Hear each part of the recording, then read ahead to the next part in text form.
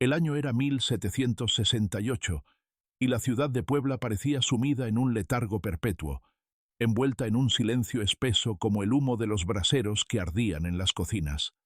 Las campanas de las iglesias repicaban con solemnidad, llamando a un pueblo que, aun en sus rutinas diarias, mantenía la mirada baja y los labios sellados.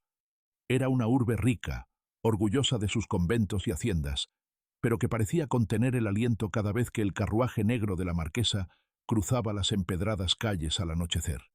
Nadie sabía con exactitud qué sucedía detrás de los altos muros de su palacio, una mansión de cantera gris donde ni el viento osaba colarse.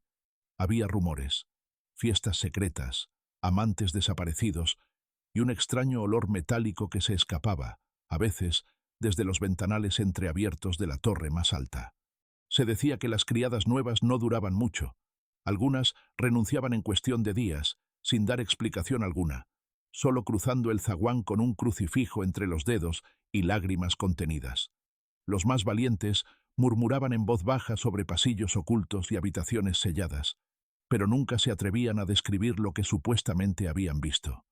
La marquesa, doña Inés de la Vega, había heredado el palacio tras la muerte de su esposo, el marqués Antonio de la Vega, cuya partida repentina había sido atribuida a una fiebre desconocida. Desde entonces, la casa se convirtió en un reino gobernado por ella sola, rodeada de riquezas y misterios. Una crónica olvidada del Cabildo de Puebla, fechada en marzo de ese mismo año, menciona sin más detalle que, en la residencia de la señora marquesa, reinan costumbres particulares, de las que esta institución no es competente para juzgar. Tal declaración, inscrita en los libros oficiales, parecía cerrar cualquier investigación antes de que ésta comenzara. Sin embargo, aquel silencio administrativo no hizo más que avivar las sospechas entre la población. El comercio prosperaba, las campanas seguían sonando, pero cada carruaje que se detenía frente a la puerta de la mansión era observado con inquietud, como si cada visitante estuviera destinado a no regresar jamás. En uno de esos atardeceres, cuando la niebla descendía sobre las callejuelas empedradas y el aire olía a humedad y ceniza, un joven llamado Álvaro Montiel fue visto entrar en el palacio. Vestía una casaca azul y llevaba consigo una carta lacrada, un mensaje que, según él, había sido enviado por la propia marquesa para invitarlo a una velada privada. El portón se cerró tras él con un sonido metálico que resonó en toda la calle. Ninguno de los vecinos volvió a verlo. El testimonio de una anciana, recogido décadas después por un cronista anónimo, menciona ese episodio con una mezcla de miedo y fascinación. Yo estaba en la esquina vendiendo flores. Vi al muchacho entrar y sentí un escalofrío. No sé por qué. A partir de esa noche, el palacio parecía más oscuro, como si tragara la luz. Nadie preguntó por Álvaro de inmediato. Era común que los jóvenes aristócratas desaparecieran durante días, entregados a sus propias aventuras. Fue solo cuando su familia comenzó a buscarlo, enviando emisarios a las casas más influyentes de Puebla, que el nombre de la marquesa volvió a sonar con insistencia. Las respuestas eran siempre las mismas. No lo hemos visto. Debe de estar en México. Los jóvenes tienen sus secretos. Y así, la desaparición pasó a formar parte de una cadena de enigmas que envolvían a la familia de la Vega desde hacía años. Los archivos parroquiales de Puebla revelan un patrón inquietante. Desde 1759, cada 2 o 3 años, un hombre joven desaparecía sin dejar rastro, siempre vinculado de alguna manera a la aristocracia local. Ninguna investigación oficial prosperó, y los rumores pronto se convirtieron en leyendas urbanas que los niños repetían en susurros. Si miras demasiado tiempo las ventanas del palacio, te llevará la marquesa, decían, medio en broma, medio en serio. El palacio en sí parecía un personaje más de esta historia. Sus muros de cantera estaban cubiertos de musgo, y los balcones de hierro forjado eran como ojos vacíos que vigilaban la plaza. Durante el día, la mansión parecía abandonada. Solo de noche se iluminaban algunas habitaciones, lanzando destellos amarillentos que bailaban en el empedrado. Un olor dulzón, mezclado con un leve aroma metálico, se percibía al pasar frente a la puerta. Olor a sangre seca, diría más tarde un alguacil que participó en el registro de la casa en 1771. Ese registro, del que apenas sobreviven fragmentos en los archivos judiciales, es uno de los primeros documentos oficiales que menciona directamente el nombre de la marquesa en relación con desapariciones. En él se describe una residencia ordenada, impecable, donde no se encontró nada fuera de lo común. Sin embargo, un detalle pasó desapercibido para los investigadores de la época. La torre norte, visible desde cualquier punto de la plaza, estaba sellada por dentro. Ningún criado tenía acceso, y la llave, según declaraciones posteriores, nunca salía del llavero de la marquesa. El aire en Puebla comenzaba a cargarse de rumores más oscuros. Algunos sacerdotes insinuaban que la marquesa había hecho pactos con fuerzas prohibidas. Otros, más pragmáticos, sugerían que todo se debía a rivalidades entre familias nobles. Lo cierto es que, en medio de esas habladurías, la figura de doña Inés crecía como un mito, siempre vestida de negro, con un velo que le cubría el rostro y con una calma inquietante que desarmaba a cualquiera que osara mirarla directamente. En las crónicas, su imagen se describe con precisión: alta, de porte altivo, piel blanca como la cal, ojos oscuros que parecían no parpadear jamás. Se la veía en misa los domingos, arrodillada en la primera fila, siempre sola. Y aunque muchos la saludaban con cortesía, había en sus gestos algo distante, como si perteneciera a otro mundo. Nadie, ni siquiera sus criados más antiguos, podía afirmar haberla visto sonreír. Así comenzaba a gestarse una leyenda que se extendería más allá de Puebla, atravesando generaciones: la historia de la marquesa que coleccionaba secretos en frascos de cristal. Lo que nadie imaginaba entonces era que esas habladurías estaban a punto de materializarse en pruebas tangibles, y que el palacio, con sus muros de cantera, guardaba algo más que recuerdos. La marquesa doña Inés de la Vega había nacido en 1735, hija única del conde Esteban de la Vega y de doña María del Rosario Zúñiga, herederos de vastas haciendas azucareras y de una fortuna que parecía no tener fin. Su linaje estaba ligado a las primeras familias españolas llegadas a Nueva España, y su apellido aparecía en registros de tierras, títulos y donaciones a la Iglesia. Sin embargo, detrás de esa genealogía impecable se ocultaba una serie de tragedias familiares que habían marcado su carácter. Huérfana de madre a los 8 años y testigo de la muerte de su padre en extrañas circunstancias a los 15, Inés fue criada bajo una estricta tutela en conventos, donde aprendió no solo a leer y escribir, sino a dominar lenguas extranjeras y a interpretar textos de medicina y filosofía. Los cronistas de la época destacan su intelecto agudo y su silencio casi perpetuo. No era mujer de risas ni de bailes, escribió un notario en una carta de 1760, sino de lecturas y largas horas en soledad. Su matrimonio con el marqués Antonio de la Vega fue más una unión estratégica que una historia de amor. Antonio, 20 años mayor que ella, poseía vastas tierras en Tlaxcala y Puebla, pero arrastraba una reputación de jugador empedernido y hombre de temperamento volátil. El enlace fue celebrado con gran pompa en la Catedral de Puebla, pero pronto se supo que la marquesa rara vez compartía la mesa con su esposo. El marqués falleció en 1765, oficialmente por una fiebre fulminante, aunque varios criados mencionaron haberlo visto días antes con heridas en los brazos que nadie supo explicar. Su muerte dejó a Inés como única administradora de los bienes de la familia y dueña de la mansión en la que se desarrollaría toda esta historia.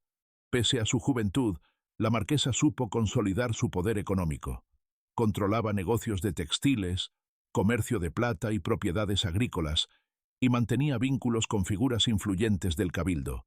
Sin embargo, nunca volvió a casarse ni se le conocieron compromisos oficiales. Este hecho, en una sociedad que valoraba las apariencias, la convirtió en objeto de especulaciones. Algunos la consideraban una viuda ejemplar, otros, una mujer peligrosa que se movía con demasiada independencia para su época.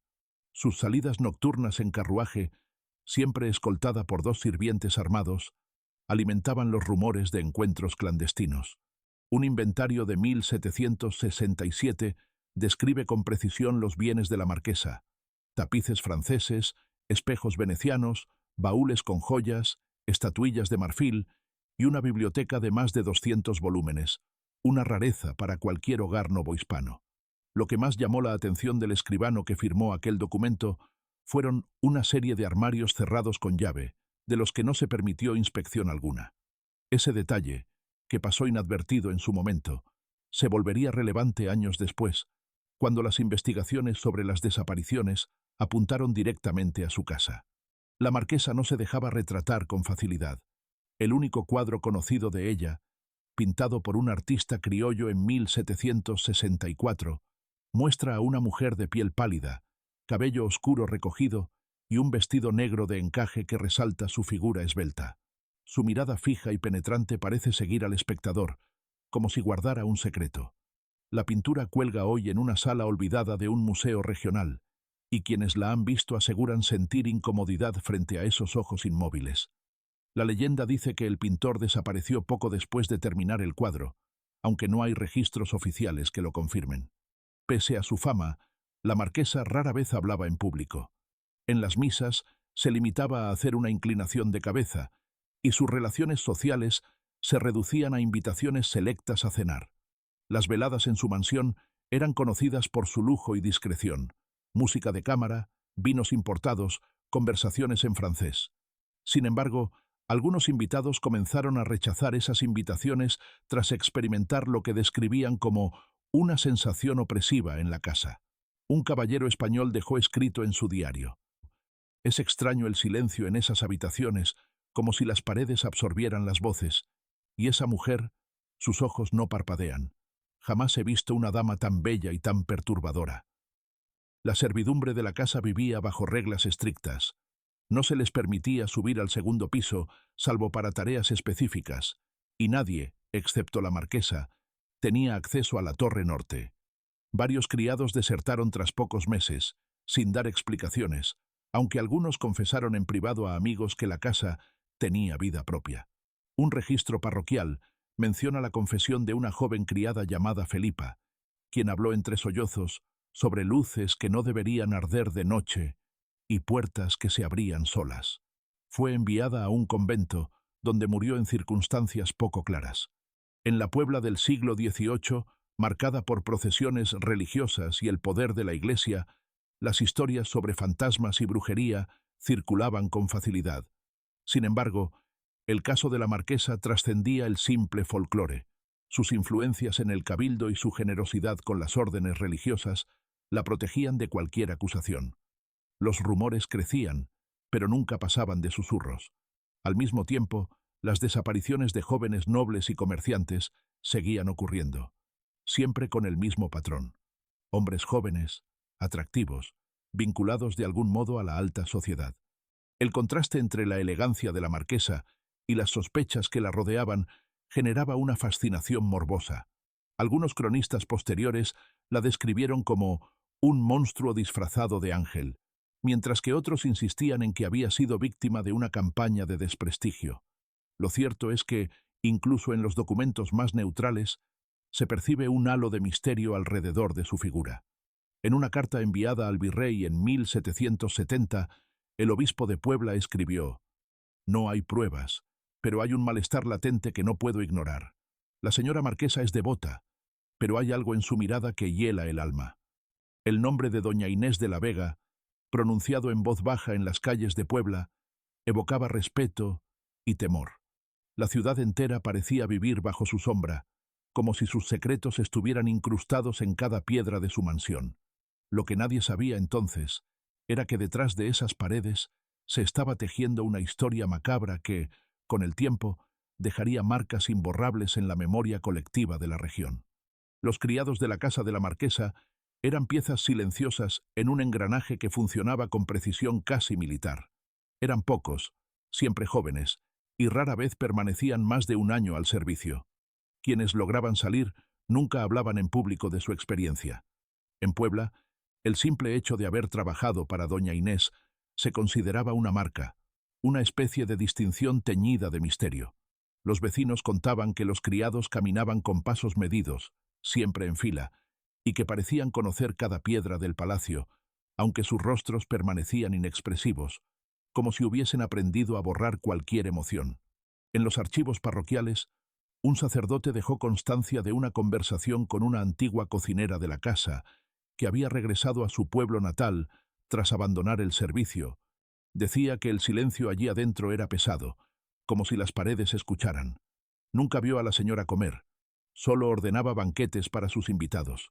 La comida subía intacta, y al día siguiente las bandejas aparecían vacías, pero nadie vio jamás cómo sucedía.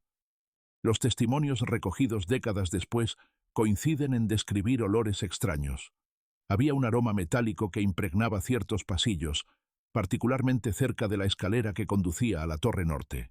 Una doncella llamada Lucía, que trabajó allí en 1766, mencionó en una confesión privada: había noches en que se escuchaban ruidos de cadenas arrastrándose, pero cuando subíamos, todo estaba en orden.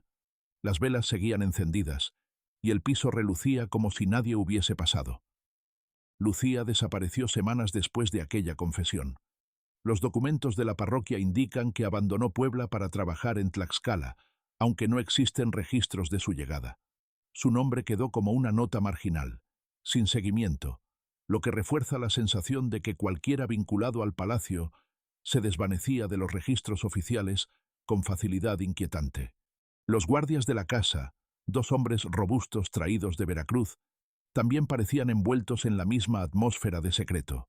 Nunca se les vio beber ni socializar. Cumplían su trabajo con disciplina implacable. Algunos vecinos aseguraban que los habían escuchado hablar en lenguas extranjeras, tal vez portugués o francés. Una anciana de la plaza central relató a un cronista que los guardias miraban a todos como si supieran que escondían algo. Nadie osaba cruzarles la mirada. El funcionamiento interno del palacio era una coreografía silenciosa. Las criadas limpiaban las habitaciones por la mañana, siempre bajo supervisión. Los pasillos se mantenían impecables y las ventanas, cerradas con trancas desde dentro, apenas dejaban pasar la luz. No había risas, no había canciones de trabajo, solo el sonido lejano de pasos sobre la piedra. Algunos visitantes comentaban que incluso el eco sonaba apagado. Era como si el edificio mismo absorbiera cualquier ruido. En 1769, un comerciante de telas llamado Diego González dejó un breve testimonio sobre una visita a la marquesa. Fue recibido en el gran salón, una habitación de techos altos y cortinas de terciopelo, pero notó algo que lo perturbó profundamente. Mientras esperaba, escuché pasos sobre mi cabeza, pero no había escaleras visibles. Sentí que alguien nos observaba desde el techo mismo. Cuando levanté la mirada, vi un ojo entre las rendijas de una celosía. Me estremecí. La señora entró en ese instante, como si supiera que yo había visto algo que no debía. El testimonio de Diego fue ignorado en su tiempo, considerado una exageración. Sin embargo, se convirtió en una pieza clave cuando años más tarde comenzaron a descubrirse planos ocultos del palacio que revelaban pasadizos secretos. Las habitaciones del segundo piso eran territorios prohibidos. Se decía que solo una doncella especial, seleccionada por la marquesa, tenía acceso a esas estancias y que cambiaba cada pocos meses. Nadie sabía qué sucedía allí, pero los rumores sobre prácticas extrañas comenzaron a circular en los mercados. Brujería, murmuraban algunos. Otros hablaban de experimentos médicos. Una carta anónima enviada al obispo en 1770 sugería que la marquesa poseía conocimientos prohibidos de anatomía, aprendidos de libros europeos que no estaban autorizados en la colonia. A pesar de los rumores, la vida en Puebla continuaba con su ritmo habitual. Las procesiones religiosas, los mercados y las ferias distraían a la población, y las desapariciones eran atribuidas a viajes, pleitos o tragedias comunes en una época sin registros precisos. Sin embargo, las personas que vivían cerca del palacio empezaron a notar un patrón inquietante. Las luces en la torre norte se encendían siempre los jueves por la noche. Nadie podía explicar por qué, pero los vecinos se acostumbraron a evitar pasar por allí en esas horas. Un alguacil que patrullaba la zona dejó un informe escueto en el archivo municipal. Vi sombras en las ventanas altas, pero no pude distinguir formas. La señora marquesa me saludó desde la puerta y me invitó a un vaso de vino. Rechacé. Algo en su mirada me hizo sentir que debía marcharme de inmediato. Ese mismo alguacil desapareció meses después, mientras realizaba una ronda nocturna. Oficialmente, se dijo que había sido atacado por bandidos en el camino a Cholula, pero algunos vecinos afirmaron haber escuchado un carruaje negro saliendo de la mansión esa misma noche. Los criados, que lo sabían todo, seguían sin hablar. Muchos ni siquiera volvían a sus pueblos de origen. Simplemente desaparecían, como si se disolvieran en las sombras del palacio. Una teoría popular entre los cronistas del siglo XIX sugería que la marquesa los compraba, asegurando su lealtad con riquezas o amenazas. Otros afirmaban que estaban bajo un embrujo que les impedía traicionarla. La realidad sigue siendo incierta, pero lo que queda claro es que nadie salió indemne de esa casa, ni siquiera aquellos que servían en ella.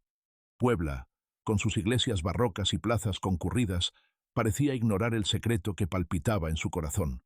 La mansión de la marquesa era como una isla de silencio en medio de la ciudad, una presencia que imponía respeto sin necesidad de palabras.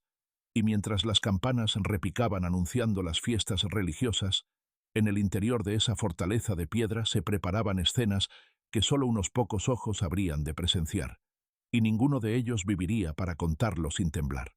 Las primeras cartas vinculadas directamente con los secretos del palacio aparecieron en 1771, cuando un escribano local recibió un paquete sin remitente que contenía 3 sobres amarillentos, sellados con cera negra. Los documentos, que hoy reposan en los archivos del convento de Santa Mónica, estaban escritos con una caligrafía delicada y firme. No llevaban fecha, pero mencionaban detalles específicos de Puebla y referencias a las noches de luna creciente en la Torre Norte. El primer sobre contenía lo que parecía ser una confesión de amor. Tu silencio es mi condena y mi alivio. Cuando tus ojos me miran, siento que mi alma se apaga y renace al mismo tiempo. Haré todo lo que me pidas, aunque me cueste la vida. Prefiero morir en tus brazos que vivir sin tu mirada. El segundo sobre era más inquietante. Describía procedimientos médicos rudimentarios, el uso de hierbas para anestesiar y herramientas quirúrgicas europeas. Su tono era más frío, casi científico. El bisturí traído de Sevilla es preciso. Las pinzas funcionan bien, aunque requieren limpieza frecuente. El frasco con aguardiente mantiene el espécimen intacto. Lo que hemos logrado es inédito, y nadie lo entendería. El tercer sobre, el más breve, solo contenía una frase escrita con una mano temblorosa. No volveré a tocar a nadie más. Lo que vi esa noche no pertenece a este mundo. Nadie sabe quién escribió esas cartas ni cómo llegaron al convento. Las monjas que las resguardaron en secreto aseguraron que provenían de alguien muy cercano a la marquesa, quizás un amante, quizás un sirviente.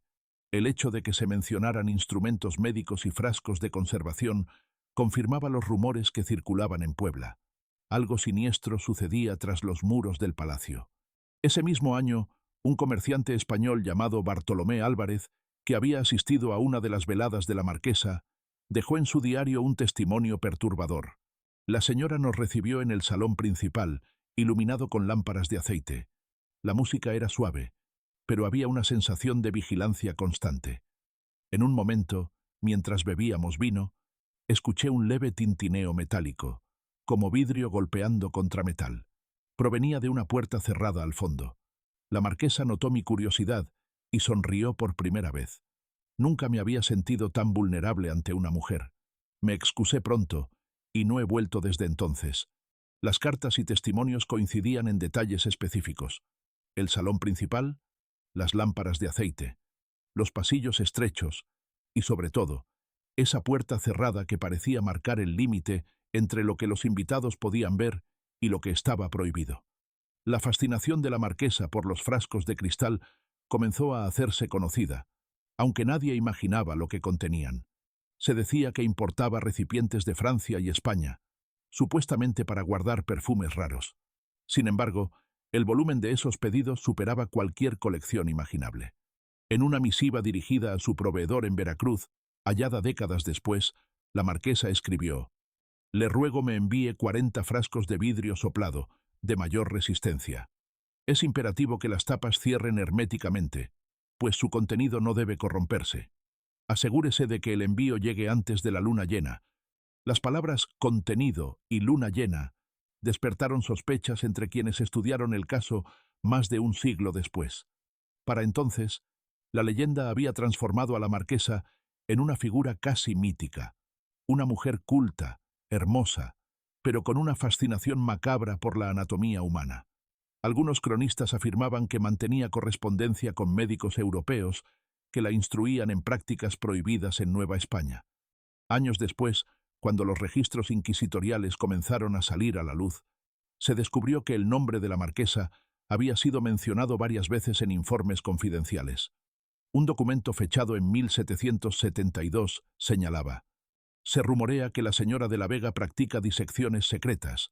No se ha probado nada, mas los rumores persisten. Recomiéndase vigilancia discreta». Esa vigilancia discreta nunca se llevó a cabo con rigor, pues las influencias políticas y las donaciones de la marquesa a la Iglesia silenciaron cualquier intento de investigación. Mientras tanto, las desapariciones continuaban. Cada año, 1 o 2 jóvenes eran vistos por última vez cerca de su mansión. El patrón era tan evidente que la ciudad entera comenzó a evitar el barrio del palacio después del anochecer. En 1773 apareció otra carta, esta vez firmada solo con una inicial: A. Fue hallada en el cajón de un escritorio subastado tras la quiebra de una familia noble. En ella se leía: «Ella me pidió que escribiera lo que sentí. No hay palabras. El dolor fue breve, pero el frío de su mirada me acompañará siempre. No sé si sigo vivo. A veces pienso que soy solo una pieza más de su colección».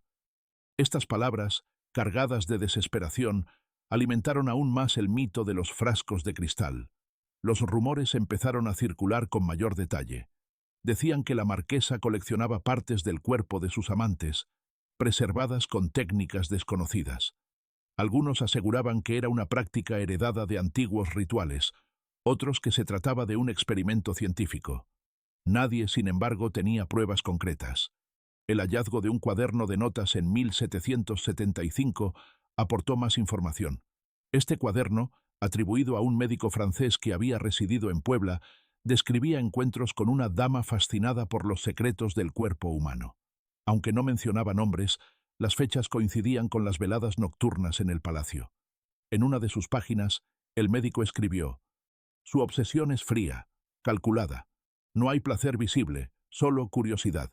Me pidió detalles sobre la circulación sanguínea y métodos de preservación. Le advertí que tales prácticas serían condenadas, pero su mirada no mostraba temor, solo determinación». Estos documentos pintaban el retrato de una mujer que, detrás de su fachada de elegancia y devoción religiosa, ocultaba un mundo de secretos prohibidos. Las cartas, los diarios y las confesiones eran piezas dispersas de un rompecabezas que apenas empezaba a revelarse. Aún nadie había visto los frascos, ni sabía qué contenían exactamente, pero la sensación de que algo monstruoso habitaba en el corazón del palacio era ya imposible de ignorar. El hallazgo ocurrió en 1776, tras una serie de eventos que parecían simples accidentes domésticos. Una criada joven, llamada Teresa, había sido enviada a limpiar el corredor del segundo piso. Según los registros de la época, resbaló mientras pulía el suelo encerado y en su caída empujó un mueble pesado que bloqueaba una puerta. Aquella puerta, hasta entonces invisible bajo una cortina bordada, estaba cerrada con un cerrojo. Teresa, al levantar la cortina, descubrió la cerradura oxidada y, sin entender el peligro, avisó a otro criado. Lo que siguió fue contado en susurros durante generaciones. La llave apareció misteriosamente en su cubo de limpieza esa misma tarde. Nadie supo cómo llegó allí. Al abrir la puerta, un olor fuerte y penetrante invadió el pasillo. No era el hedor de la podredumbre, sino un aroma agrio, metálico, mezclado con el dulzor del alcohol. Teresa apenas tuvo tiempo de asomarse antes de que otro criado cerrara la puerta apresuradamente y la arrastrara fuera de la habitación. Esa noche, la marquesa convocó a todos los sirvientes en el salón principal y, con voz calma pero firme, les ordenó silencio. Los 2 criados fueron enviados lejos de Puebla a la mañana siguiente y jamás se volvió a saber de ellos. Sin embargo, el rumor de aquella habitación comenzó a propagarse como pólvora. El primer registro escrito sobre este suceso se encuentra en una carta anónima dirigida al obispo de Puebla. Algo terrible ocurre en el palacio de Doña Inés. Hay una sala prohibida donde guardan frascos con cosas que no deberían existir. Oí el llanto de un hombre esa noche, pero no había nadie. Si no investigan, más almas desaparecerán. El obispo no respondió. o al menos no dejó constancia de haberlo hecho. La influencia de la marquesa sobre las autoridades seguía siendo poderosa. No obstante, el hallazgo despertó curiosidad en círculos más discretos. Un grupo de clérigos y notarios, convencidos de que algo siniestro sucedía, comenzó a recopilar testimonios y documentos. Gracias a ellos, se conserva hoy una descripción fragmentada de lo que había en esa habitación. Un notario llamado Francisco Téllez, quien logró acceder al palacio bajo el pretexto de entregar documentos legales, escribió en su diario: «Vi la puerta de la que tanto se habla. La madera estaba hinchada por la humedad y el cerrojo recién cambiado. A través de una rendija vi estanterías cubiertas de frascos, algunos con líquido oscuro, otros transparentes. En uno de ellos, estoy seguro de haber visto algo que parecía un ojo humano, flotando inmóvil. Sentí náuseas y me retiré de inmediato». Ese diario nunca fue publicado en vida de Téllez. Solo se conoció cuando su familia lo entregó al archivo histórico décadas después. Lo inquietante de su testimonio es que coincide con otros relatos similares, aunque ninguno tan detallado.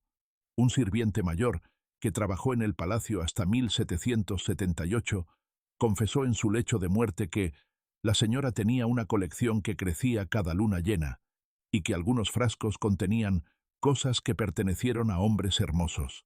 Sus palabras fueron desestimadas como delirios de un anciano, pero los detalles eran demasiado precisos para ser ignorados. Los frascos, según se cree, eran traídos de Europa, fabricados con un vidrio grueso y resistente que soportaba largos viajes por mar. Su contenido estaba preservado en líquidos desconocidos, aunque algunos investigadores modernos sugieren que podrían haber sido preparados a base de aguardiente y especias. La técnica, avanzada para la época, refuerza la teoría de que la marquesa tenía acceso a conocimientos médicos prohibidos. Algunos de los recipientes estaban etiquetados con iniciales, lo que sugiere que no eran simples objetos de curiosidad, sino parte de un catálogo meticuloso. Los rumores sobre esa colección comenzaron a circular entre las familias de Puebla, aunque siempre en voz baja. Se decía que la marquesa invitaba a sus amantes a cenas privadas y que ninguno salía del palacio. Las desapariciones de jóvenes nobles coincidían con los periodos en que llegaban nuevos envíos de frascos. Las madres empezaron a prohibir a sus hijos frecuentar esa zona de la ciudad, y la figura de doña Inés se transformó en un mito viviente, una mujer hermosa, poderosa y temida por todos. Un cronista jesuita, cuya identidad permanece oculta, escribió un informe secreto en 1777. No sé si actúa movida por curiosidad científica o por perversión. Lo cierto es que el número de frascos aumenta. Algunos contienen extremidades, otros órganos completos. La Torre Norte parece un santuario de horrores. La señora no muestra signos de arrepentimiento ni temor. Habla de su colección como si fueran obras de arte. Este informe fue enviado a la Inquisición, pero nunca se emitió una orden formal de arresto. La marquesa continuaba donando generosas sumas a conventos y financiando obras religiosas, lo que la protegía de cualquier acusación. Además, el poder de su apellido la hacía intocable. Mientras tanto, los frascos seguían multiplicándose en silencio. El misterio de esa habitación prohibida se volvió un secreto a voces. Algunos criados aseguraban escuchar risas y murmullos detrás de la puerta cerrada, aunque nadie se atrevía a abrirla. Otros contaban que el líquido de los frascos brillaba tenuemente bajo la luz de las velas, como si lo que guardaban estuviera vivo. Ninguno de estos relatos fue confirmado oficialmente, pero el miedo que rodeaba el palacio se volvió palpable. La mansión, antes símbolo de riqueza y prestigio, comenzó a ser vista como una fortaleza maldita. Los vecinos notaron que cada jueves, cuando las luces de la Torre Norte se encendían, el ambiente en el barrio cambiaba. El aire parecía más pesado, los animales callejeros desaparecían, y las campanas de las iglesias resonaban con un eco extraño. Para algunos, era solo coincidencia. Para otros, una señal de que la marquesa realizaba rituales oscuros. La verdad seguía oculta, guardada tras los muros de cantera y los cerrojos reforzados. El hallazgo de aquella puerta y los rumores sobre los frascos marcaron un punto de no retorno en la historia del palacio. Aunque no había pruebas suficientes para condenar a la marquesa, la sombra del escándalo comenzó a extenderse. Lo que antes eran simples habladurías se transformó en una certeza tácita. Algo inhumano se ocultaba en esa casa, y nadie tenía el valor de enfrentarlo directamente. Los médicos comenzaron a aparecer en el palacio discretamente, siempre de noche y sin acompañantes. Los vecinos más atentos notaron que carruajes cerrados llegaban al portón trasero, donde eran recibidos por criados silenciosos con faroles apagados. No había intercambio de palabras, solo gestos precisos. Entre los visitantes figuraban cirujanos europeos, boticarios criollos y hasta un par de monjes de órdenes dedicadas a la sanación. Ninguno hablaba públicamente de sus visitas. Su silencio parecía comprado o impuesto por el miedo. Uno de los documentos más reveladores de este periodo es el informe escrito por el doctor Gaspar de Alarcón, cirujano de la Real Universidad de México, fechado en 1778. Conservado bajo sello privado durante más de un siglo, el texto describe con detalle la naturaleza de su trabajo en el palacio. Fui llamado para asesorar a una dama de renombre sobre procedimientos anatómicos. Se me mostró una serie de especímenes preservados con notable destreza, algunos en estado perfecto, como si el tiempo no hubiese pasado sobre ellos. Me impresionó la limpieza del taller, que parecía laboratorio europeo más que aposento doméstico. La señora me preguntó sobre métodos de extracción rápida y conservación a largo plazo. No se habló de moralidad, solo de precisión técnica. El tono clínico de Alarcón revela la indiferencia con que algunos médicos se acercaban a prácticas consideradas tabú. Su informe no menciona nombres, pero la descripción del lugar y la fecha coinciden con la mansión de la marquesa. Alarcón nunca volvió a Puebla y murió en Ciudad de México años después, dejando tras de sí una reputación de hombre reservado y un rastro de notas médicas que corroboran su participación en experimentos fuera de la norma. Otros médicos también dejaron rastros. El archivo del convento de Santa Mónica conserva cartas de un boticario sevillano llamado Juan Bautista Romero, quien describía envíos de sustancias para preservar tejidos delicados, aguardiente de alta graduación, aceites importados y una resina extraída de la India. En una de sus cartas, Romero escribe: «La dama a la que sirvo demuestra un conocimiento poco común de anatomía. Sus preguntas son directas, casi frías. No siento temor de Dios en ella, sino algo más fuerte, una curiosidad que roza la obsesión». Estas palabras, aunque breves, encapsulan la impresión general que la marquesa causaba en los profesionales que se atrevían a trabajar para ella. Ninguno de ellos parecía verla como una criminal. Más bien, la consideraban una estudiosa excéntrica, una coleccionista de rarezas anatómicas, como las que exhibían algunos gabinetes de curiosidades en Europa. Sin embargo, lo que en París o Madrid se consideraba un lujo científico, en Puebla se transformaba en una fuente de rumores macabros. La relación de la marquesa con ciertos religiosos también fue tema de especulación. Se sabía que mantenía correspondencia con monjes benedictinos expertos en herbolaria, quienes enviaban recetas para preparar ungüentos y soluciones preservativas. En un manuscrito encontrado en el archivo de un convento destruido se lee: «La señora Inés de la Vega muestra gratitud por nuestras fórmulas, pero insiste en perfeccionarlas. Afirma que su colección debe resistir no solo al tiempo, sino a la mirada de Dios». La frase «la mirada de Dios» intrigó a los historiadores posteriores, quienes interpretaron estas palabras como evidencia de una ambición casi sacrílega: preservar la carne humana no como simple curiosidad, sino como desafío a la mortalidad misma. Mientras tanto, la población de Puebla comenzaba a percibir cambios sutiles en el comportamiento de la marquesa. Ya no asistía a misa con la misma frecuencia, y cuando lo hacía, permanecía arrodillada durante horas, inmóvil como una estatua. Su apariencia seguía impecable: vestidos de seda negra, guantes largos, joyas discretas. Pero su rostro, según relatos de testigos, se había vuelto más pálido y sus ojos más penetrantes. Parecía mirar a través de uno, escribió un comerciante que la vio en una procesión, como si supiera cosas que nadie debería saber. Los médicos que la visitaban no solo eran extranjeros. Algunos criollos jóvenes, ansiosos por aprender nuevas técnicas, también fueron invitados al palacio. Ninguno habló abiertamente de lo que vio, pero sus trayectorias profesionales quedaron marcadas por una extraña sombra. Dos de ellos murieron poco después en circunstancias misteriosas, uno en un incendio y otro envenenado, según las crónicas judiciales. La coincidencia alimentó el mito de que la marquesa eliminaba a quienes podían revelar demasiado. El taller oculto en la Torre Norte, descrito en fragmentos de diarios y cartas, se convirtió en el centro de todas las sospechas. Los informes coinciden en describir una habitación fría, iluminada por lámparas de aceite y llena de estantes con frascos alineados como si fueran reliquias sagradas. Algunos médicos señalaron la presencia de instrumentos quirúrgicos de procedencia europea: bisturíes, pinzas, sierras pequeñas, jeringas rudimentarias. El nivel de orden y limpieza sorprendía a todos. No había manchas de sangre ni restos visibles. Todo estaba esterilizado con alcohol y vinagre. El secretismo que rodeaba estos procedimientos era absoluto. Los médicos entraban y salían del palacio bajo juramentos de silencio. Muchos cobraban sumas exorbitantes por su colaboración, y algunos desaparecieron tras cumplir su trabajo, como si hubieran sido borrados de los registros.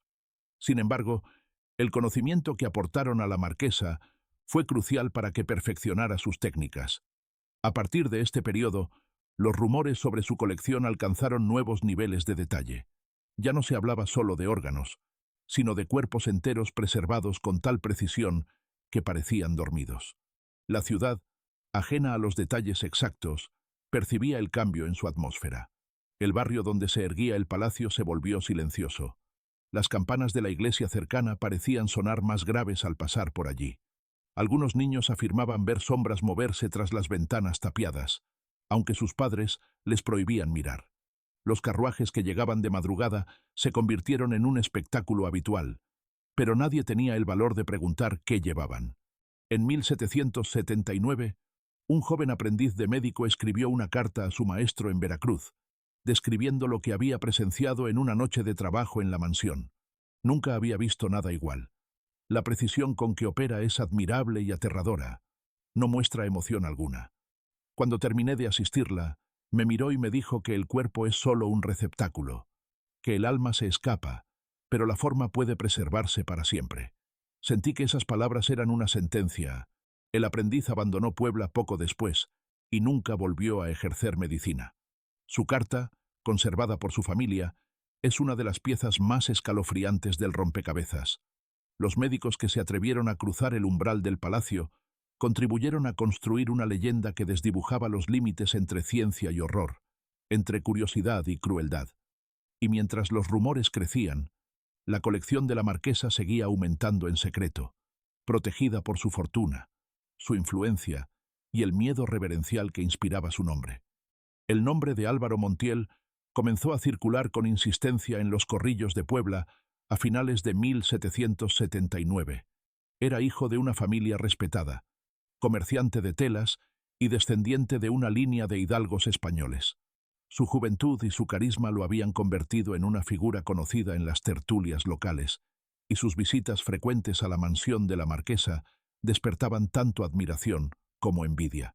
Se decía que había recibido una invitación personal de doña Inés, algo que muy pocos podían presumir. Nadie imaginaba que su última noche sería la primera pieza de un escándalo que sacudiría a toda la ciudad.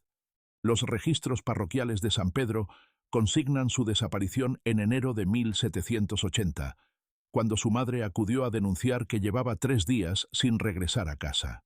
El acta, redactada con formalidad, menciona: se presume que viajó a México, mas no hay constancia de su salida de la ciudad.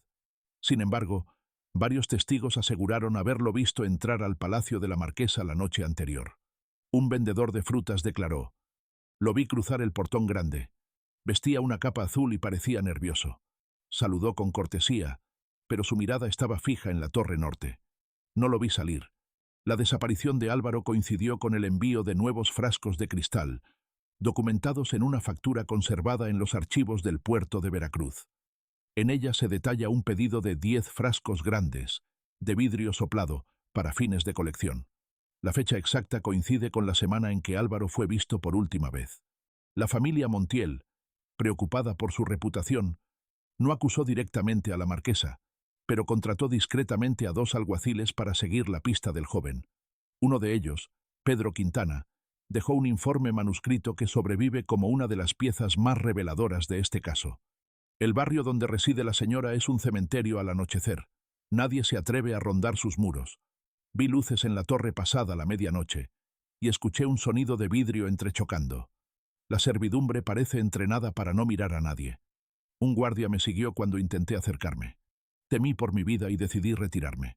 Días después, Quintana desapareció. El segundo alguacil renunció a la investigación y abandonó Puebla. Con el tiempo, la familia Montiel dejó de buscar públicamente a su hijo, como si hubieran aceptado una verdad que preferían no nombrar. La ciudad comenzó a murmurar que Álvaro era otro de los que habían caído en manos de la marquesa, y su historia se sumó a una lista creciente de hombres desaparecidos. En el archivo del convento de Santa Mónica se conserva una carta anónima fechada ese mismo año, supuestamente escrita por una criada de la mansión. Lo vi entrar al taller. La señora le habló con dulzura y él parecía hipnotizado. Después, silencio. Cuando limpié el piso 2 días después, había una mancha de vino que no quise oler. Me pidieron que llevara un frasco al almacén. Dentro había algo que parecía mirar a través del vidrio. Desde ese día no duermo. La carta fue entregada en secreto a un sacerdote, quien la escondió entre documentos de rutina. Su contenido, sin embargo, corrió de boca en boca entre el clero, y la Inquisición comenzó a prestar atención. Aún así, ninguna acción formal se emprendió. El poder de la marquesa seguía intacto. Su fortuna financiaba iglesias y hospitales, y muchos preferían callar antes que provocar su ira. El caso Montiel fue el detonante de una ola de temor colectivo. Familias enteras comenzaron a prohibir a sus hijos varones asistir a reuniones sociales organizadas por la marquesa. Las calles alrededor del palacio quedaron desiertas al anochecer, y los vecinos aseguraban escuchar sonidos extraños, el arrastre de muebles, pasos apresurados y, en ocasiones, risas ahogadas. Un mercader de velas declaró en 1781. Pasé frente a su casa una noche y sentí que alguien me observaba desde arriba. Al mirar, vi una sombra tras los barrotes de la torre. No era humana, o al menos no parecía moverse como tal.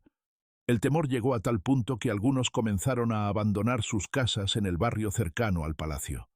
Las propiedades perdieron valor y los comerciantes preferían instalarse lejos de aquella mansión silenciosa. La propia iglesia empezó a recibir quejas formales sobre prácticas indebidas en la residencia de doña Inés, pero ninguna investigación prosperaba. La red de favores que la marquesa había tejido a lo largo de los años era demasiado fuerte. Los rumores se intensificaron cuando un joven aprendiz de pintor aseguró haber visto algo espantoso mientras entregaba un retrato al palacio. Me pidieron dejar el cuadro en un salón vacío. Mientras esperaba, una puerta al fondo se entreabrió. Vi una mesa iluminada por velas, y sobre ella un frasco grande. Lo que flotaba dentro parecía un rostro. No sé si fue mi imaginación, pero juraría que me miró. Salí corriendo, y nunca regresé.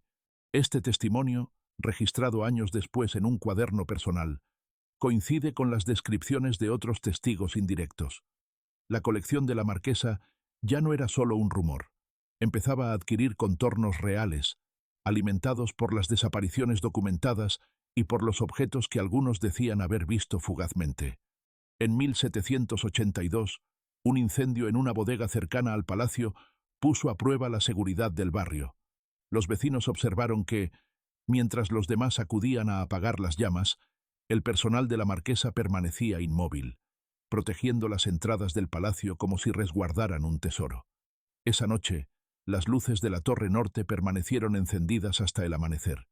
Algunos dijeron haber escuchado llantos y gritos apagados entre el crujir del fuego. La desaparición de Álvaro Montiel marcó el principio del declive en la reputación de la marquesa.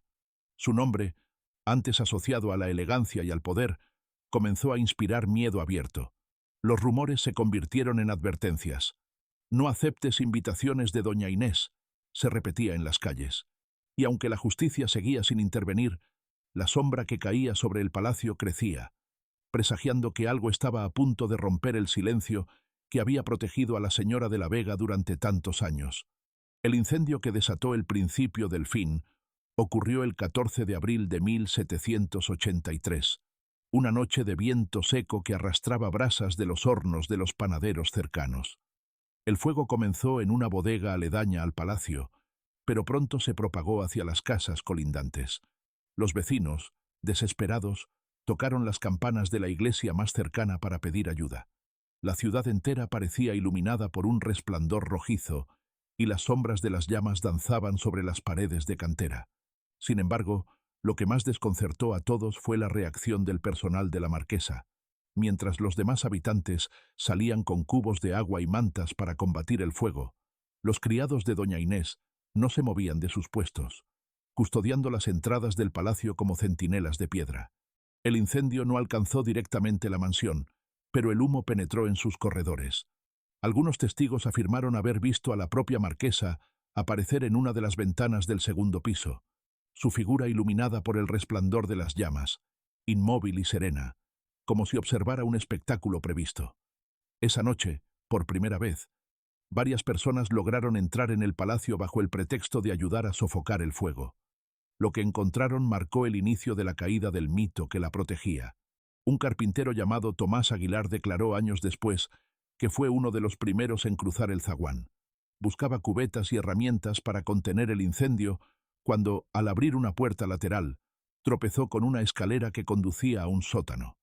El aire era helado y olía a vinagre y sangre seca, relató en su testimonio, recuperado décadas después. Aguilar no bajó más de 3 escalones. Desde la penumbra vio destellos de vidrio y algo que parecía una mano flotando en líquido oscuro. Cerró la puerta y corrió a avisar a los demás. El caos de la noche permitió que varios curiosos recorrieran pasillos antes prohibidos. Algunos se toparon con habitaciones cerradas a cal y canto. Otros descubrieron que el palacio tenía más puertas de las que se veían desde el exterior. Se habló de pasillos ocultos detrás de cortinas, de ventanas selladas desde dentro y de un olor penetrante que impregnaba las paredes. Las historias crecieron al día siguiente, cuando los rumores comenzaron a circular por toda Puebla. La marquesa escondía algo monstruoso en su casa y el incendio había sido una señal divina. El verdadero hallazgo se produjo una semana después, cuando el Cabildo ordenó una inspección oficial para evaluar los daños del barrio. Entre los funcionarios se encontraba un joven escribano llamado Lorenzo Méndez, quien llevaba un registro minucioso de cada propiedad afectada. Al revisar la mansión, encontró una caja fuerte empotrada detrás de un tapiz en el despacho de la marquesa. El mueble estaba protegido por un candado de hierro forjado. Según su propio informe, conservado en los archivos municipales, con ayuda de un herrero, se forzó la cerradura. Dentro había papeles, frascos pequeños y un libro encuadernado en cuero. Los frascos contenían partes humanas preservadas, dedos, orejas, fragmentos que parecían recientes. El libro, escrito con caligrafía femenina, enumeraba nombres y fechas. Algunos de esos nombres coincidían con las desapariciones denunciadas. El descubrimiento se mantuvo en secreto durante varios días, mientras las autoridades debatían cómo proceder. Doña Inés, al enterarse de la irrupción en su despacho, no mostró enojo ni sorpresa. Según el testimonio de Méndez, se limitó a decir: «No encontrarán todo, solo lo que yo quiero que vean». Esa frase se convirtió en una advertencia sombría que persiguió a quienes participaron en la inspección. La caja fuerte no era lo único que reveló el incendio.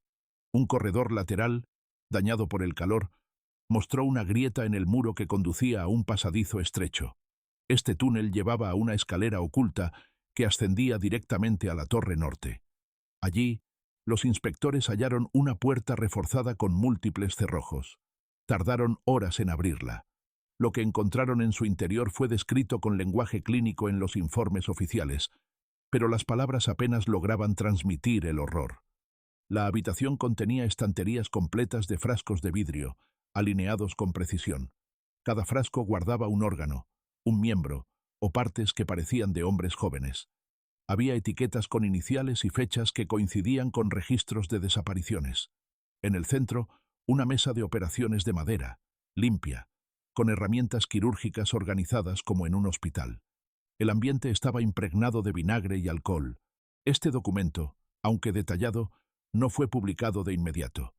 La influencia de la marquesa era aún lo suficientemente fuerte como para silenciar a las autoridades. Muchos de los funcionarios involucrados en la inspección murieron en circunstancias sospechosas en los años siguientes, y el expediente fue clasificado como confidencial. Puebla, sin embargo, no pudo ignorar por mucho tiempo lo que se había descubierto. Los rumores se transformaron en certezas, y el palacio, antes símbolo de prestigio, se convirtió en una leyenda de horror.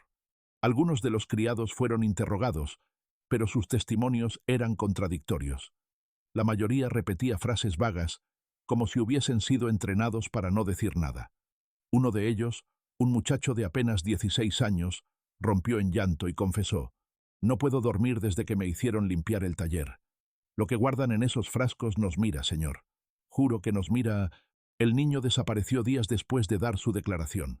Nadie volvió a verlo. La marquesa, en lugar de huir o negar las acusaciones, se mostró serena y cortés. Recibía a los visitantes con amabilidad, continuaba donando dinero a conventos y nunca dejó de asistir a misa. Su calma desconcertaba a todos, como si supiera que su poder iba más allá de los tribunales. Puebla estaba dividida entre quienes exigían justicia y quienes temían enfrentarse a ella. El incendio, la caja fuerte y la revelación de los pasadizos secretos marcaron un punto de no retorno. La mansión dejó de ser un lugar de reuniones elegantes y se convirtió en un epicentro de miedo. La Torre Norte, ahora conocida como la Torre de los Frascos, se convirtió en el objeto de leyendas nocturnas. Se decía que los frascos brillaban con luz propia cuando la luna llena bañaba las ventanas y que las sombras de los hombres desaparecidos seguían rondando la casa, reclamando justicia que nunca llegaría. A pesar del descubrimiento, la marquesa seguía libre y los rumores comenzaron a tomar un cariz sobrenatural.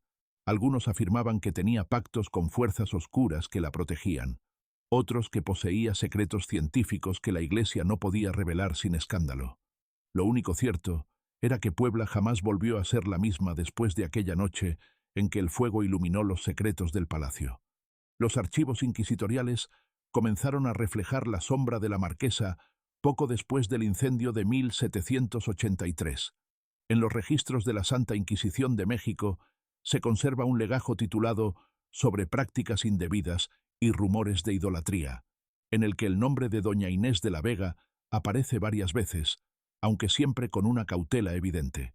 Los documentos no acusan directamente, sino que recogen sospechas y testimonios no confirmados. Este lenguaje prudente revela el poder que aún ejercía la marquesa. Pocas personas en la Nueva España podían evitar que la Inquisición actuara, y ella era una de ellas. Entre los documentos se encuentra un informe fechado el 22 de julio de 1783, firmado por Fray Ignacio de Palafox, confesor de varias familias nobles de Puebla. Se han recibido rumores de prácticas extrañas en el palacio de la señora marquesa. Hablan de una colección de miembros humanos preservados, supuestamente obtenidos mediante actos ilícitos. No se ha procedido, pues las pruebas son escasas y la señora goza de gran influencia. Recomiéndase vigilancia más en secreto, para evitar escándalos. El tono de este informe es significativo. Refleja un temor institucional. No era solo miedo a la marquesa como persona poderosa, sino a lo que podría revelarse si el caso salía a la luz. Puebla, ciudad profundamente religiosa y orgullosa de su nobleza, no podía permitirse un escándalo de esa magnitud. Así, los documentos se fueron archivando, uno tras otro, sin que nadie tomara medidas concretas. Sin embargo, no todos los clérigos compartían esa prudencia. Un inquisidor joven, Fray Sebastián Almodóvar, se obsesionó con el caso tras leer el informe de Lorenzo Méndez sobre la caja fuerte. En una carta privada a un colega en Veracruz, escribió: «No puedo dejar de pensar en esos frascos. Si los rumores son ciertos, esta mujer no es solo culpable de asesinatos, sino de un conocimiento prohibido que amenaza el orden divino. Sospecho que ha hecho pactos con fuerzas que no comprendo. He solicitado permiso para abrir una investigación formal, pero me lo han negado. No desistiré». Almodóvar comenzó a reunir pruebas en secreto. Viajó varias veces a Puebla, entrevistando discretamente a vecinos y antiguos criados. Sus notas, descubiertas siglos después, describen una ciudad paralizada por el miedo. Nadie quiere hablar. Algunos bajan la voz incluso dentro de sus casas. Una mujer mayor me dijo que vio a su hijo entrar al palacio hace 5 años y nunca más lo volvió a ver. Llora en silencio, como si temiera represalias incluso ahora. Es como si la señora reinara no solo sobre su casa, sino sobre la voluntad de la gente. Estas notas también incluyen bocetos del palacio basados en testimonios. En ellos se observan corredores secretos que conectan la torre norte con una capilla privada y con salidas ocultas hacia la calle trasera. El palacio parecía diseñado para aislar a sus visitantes, permitiendo que alguien entrara sin que nadie lo viera salir. Esta arquitectura, sumada al hallazgo de la caja fuerte y del taller anatómico, reforzó la idea de que el lugar había sido planificado como una fortaleza para ocultar actividades prohibidas. Los archivos inquisitoriales también contienen menciones a una hermandad médica en Europa, con la que la marquesa supuestamente mantenía correspondencia. Cartas cifradas, interceptadas en Veracruz, hablaban de especímenes de valor y técnicas avanzadas de preservación. Aunque no hay pruebas concluyentes, algunos historiadores creen que doña Inés formaba parte de una red internacional de coleccionistas de curiosidades anatómicas, una práctica popular entre nobles europeos, pero que en Nueva España resultaba escandalosa y peligrosa. En 1784, Fray Almodóvar solicitó nuevamente abrir un proceso formal. Su petición fue rechazada otra vez, esta vez con una nota marginal que decía: «No conviene alterar el orden en Puebla.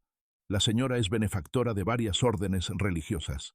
Poco después, el inquisidor murió en circunstancias sospechosas durante un viaje a Tlaxcala.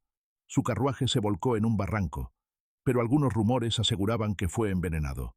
Su muerte selló el destino del expediente. El caso fue archivado bajo la categoría de rumores sin fundamento. Pese al silencio oficial, la leyenda seguía creciendo. Los pobladores decían que las campanas de la iglesia cercana repicaban solas a medianoche, coincidiendo con el encendido de las lámparas en la torre norte. Otros juraban que el humo que salía por las chimeneas tenía un olor dulce, metálico, imposible de confundir.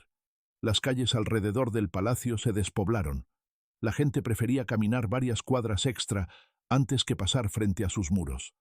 El cronista anónimo de Puebla, cuya obra fue publicada en 1795, escribió uno de los relatos más escalofriantes sobre esta época.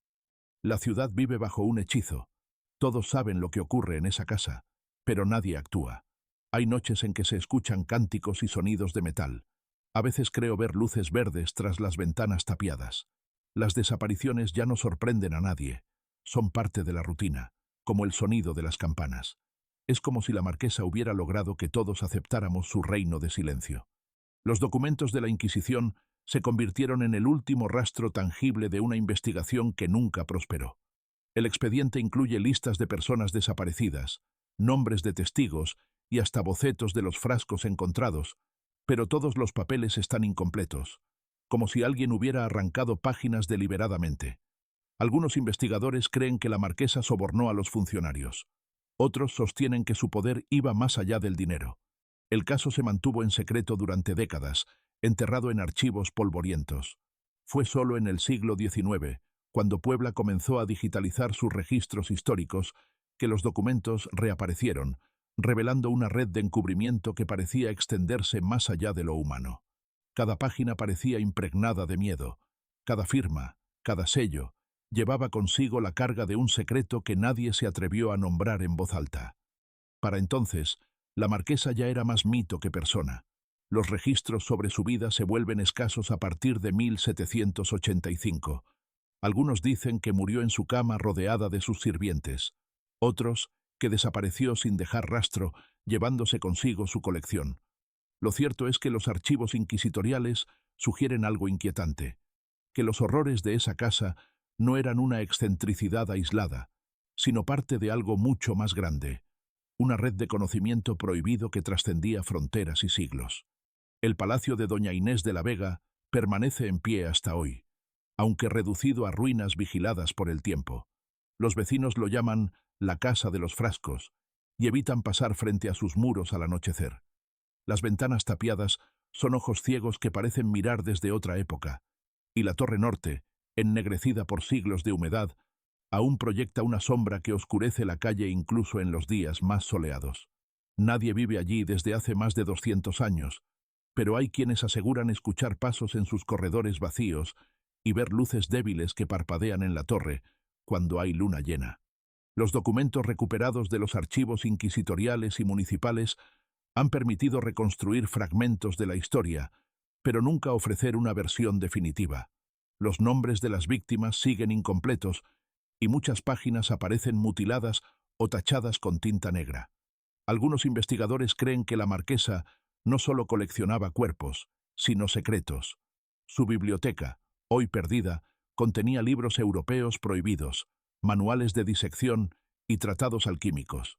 Pese a los siglos transcurridos, el misterio sigue intacto. Nadie ha podido explicar cómo logró preservar sus especímenes con una técnica tan avanzada para su tiempo. En 1874, un grupo de historiadores intentó ingresar a la mansión con autorización del Cabildo. Lograron acceder al sótano y a algunos pasadizos sellados. En sus memorias, el doctor Julián Herrera escribió: «Los muros están impregnados de un olor que no es polvo ni humedad.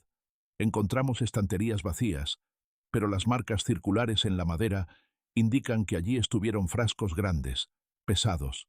Hay habitaciones enteras tapiadas con ladrillos nuevos en comparación con el resto del edificio.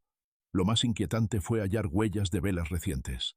Alguien ha estado aquí, mucho después de la muerte de la señora».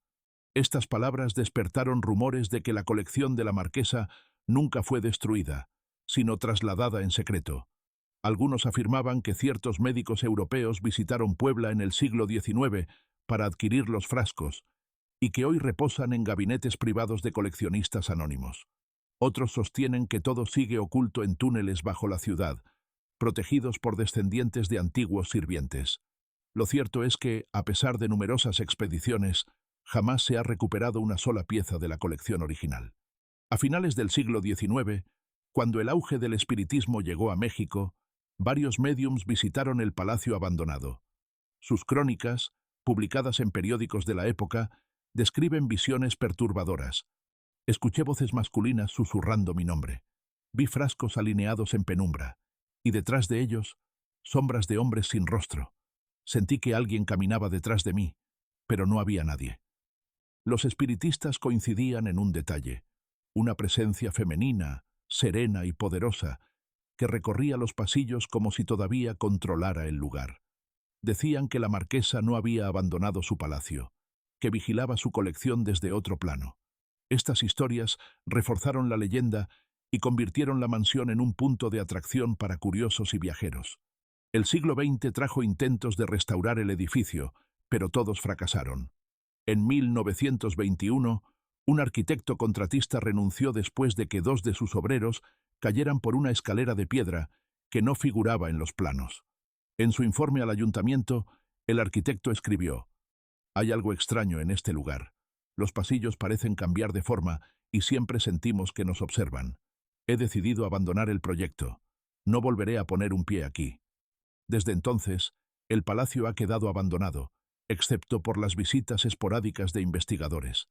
Las calles cercanas siguen siendo más silenciosas que el resto de Puebla, y los vecinos evitan hablar de la marquesa, como si nombrarla fuera suficiente para atraer su sombra. Algunos ancianos cuentan que, en noches de viento, se escuchan campanas sordas provenientes de la torre, aunque allí no queda ninguna campana. El mito se extiende más allá de Puebla. En archivos europeos, historiadores han encontrado cartas que mencionan a la dama mexicana que conserva almas. Hay referencias a envíos de especímenes a coleccionistas franceses y británicos, aunque ningún museo admite haber recibido tales piezas. Estas menciones sugieren que la red de la marquesa era más amplia de lo que se pensaba. No se trataba de una excentricidad aislada, sino de una operación que cruzó océanos y siglos. En 2004, una excavación arqueológica en las inmediaciones del palacio reveló túneles que conectaban con edificios religiosos. Entre los hallazgos había fragmentos de vidrio grueso y restos de etiquetas manuscritas con iniciales ilegibles. Los arqueólogos, al ver que el interés público crecía, detuvieron la investigación alegando falta de fondos. Sin embargo, algunos trabajadores declararon haber visto sombras extrañas durante la excavación y escuchar murmullos que parecían provenir de las paredes mismas. El legado de doña Inés de la Vega se ha convertido en una advertencia y una obsesión. Escritores, investigadores y documentalistas han intentado reconstruir su historia, pero cuanto más se indaga, Más preguntas surgen. ¿Era simplemente una coleccionista obsesionada con la anatomía humana? ¿O formaba parte de una red secreta que buscaba desafiar la muerte? Ninguna de las teorías explica completamente el poder que ejerció sobre una ciudad entera, ni el silencio que se extendió durante generaciones. Hoy, el palacio sigue cerrado al público, protegido por leyes patrimoniales y por un miedo ancestral que nadie admite abiertamente. Las rejas oxidadas y las puertas de madera podrida son testigos mudos de un secreto que parece resistir al tiempo. Los vecinos, al pasar frente a sus muros, hacen la señal de la cruz sin mirar hacia arriba. Y cuando alguien pregunta por la marquesa, siempre hay una respuesta breve, casi un susurro. Ella sigue allí. Nadie sabe con certeza dónde terminaron los frascos ni cuántas piezas llegaron a formar la colección. Hay quienes aseguran que aún se comercian en el mercado negro, que circulan entre coleccionistas privados que pagan fortunas por un pedazo de historia maldita. Otros creen que la colección nunca salió de Puebla y que permanece oculta bajo las calles, en catacumbas que conectan conventos y casas señoriales. Lo único seguro es que la leyenda crece con cada generación. Y así, más de 2 siglos después, el nombre de doña Inés de la Vega sigue susurrándose con cautela. Su historia es un recordatorio de que algunos secretos no mueren, solo cambian de guardián. Quizás, mientras lees estas palabras, hay alguien caminando por los pasillos de esa mansión olvidada, iluminando frascos que aún conservan los rostros de aquellos que desaparecieron sin dejar rastro. El eco de sus nombres sigue atrapado en el vidrio, y su mirada, inmóvil, atraviesa los siglos.